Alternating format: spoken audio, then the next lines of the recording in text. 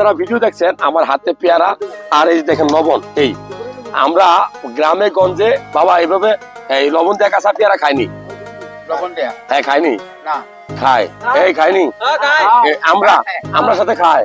কাঁচা কলার সাথে খায় আপনি জানেন না শশার সাথে খায় আমি গ্যারান্টি দেবো গ্রামে খায় গ্রামে খায় আমি তো সেটাই বলছি যারা ভিডিও দেখছেন এই যে দেখেন এই যে ক্যামেরাম্যানটা আসতে হবে কাছে আসতে হবে দেখেন আমরা খাইবো কতগুলা লবণ লিয়া চলে এসেছে